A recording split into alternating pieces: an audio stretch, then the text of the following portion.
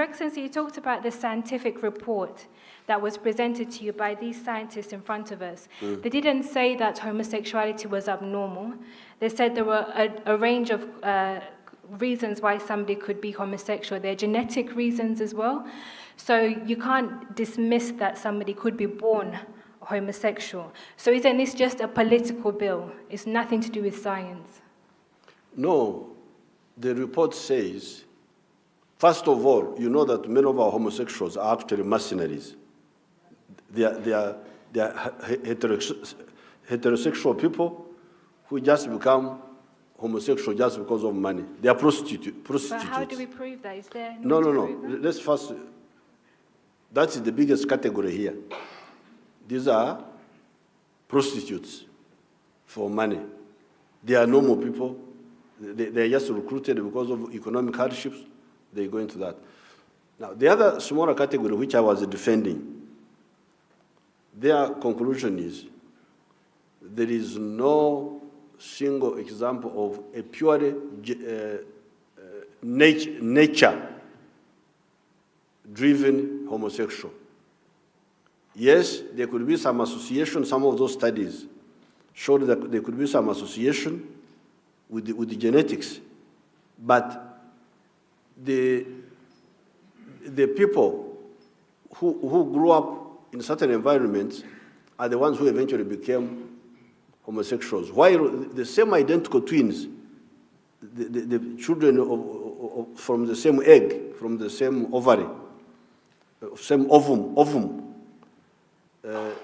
what they call monozygotic twins, what we call identical twins in our normal life. You find one is, the other one is not. And when that study they made, they found it was the environment which triggered this fellow to go that way. So therefore, they are definite that nature without nurture, you cannot get a homosexual. That's what they are saying. Yeah. That nature without nurture, you cannot get a homosexual. So why don't we remove this nurture? The society removes this nurture. Yeah.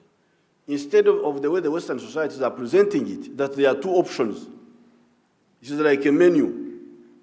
You go to a hotel, you can choose either this or that. You know, our people are, and by the way, those people, the Western people you are talking about, because I pinned them down, I said, you put your signature on this.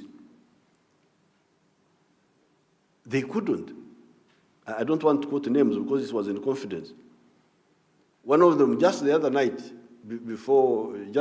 I was on the phone with one of my people in the West, my friends in the West. The person said, there is no reputable scientist who can put his signature to the opinion that nature is the one which causes homosexuality. That's what somebody told me on the phone. But it's a matter of choice. Now they are shifting. I think this is very, very important. Uganda, as usual, may really trigger a very serious movement in the world. Because now, we now know that the natural part is a minority. The majority is the nurture, the upbringing. You know, I'm not somebody who just follows things. Even these MPs, I was going to, if these people had said it was nature, I would never have agreed with the bishops and all that. That's not my issue. Because you remember Jesus was killed by bishops. So I don't listen to those groups, bishop, I don't know what. Because God gave me my head, I am mobile with it all the time. I don't follow any of those people. You remember who killed Jesus? The archbishop, called Caiaphas. Caiaphas is the one who killed Jesus. So I don't listen to those groups. Yes, if they go with our core issues, we go with them, but I can't be guided by those groups. So it's now our logic. And we have taken time, we have studied it, this is our conclusion. Thank you.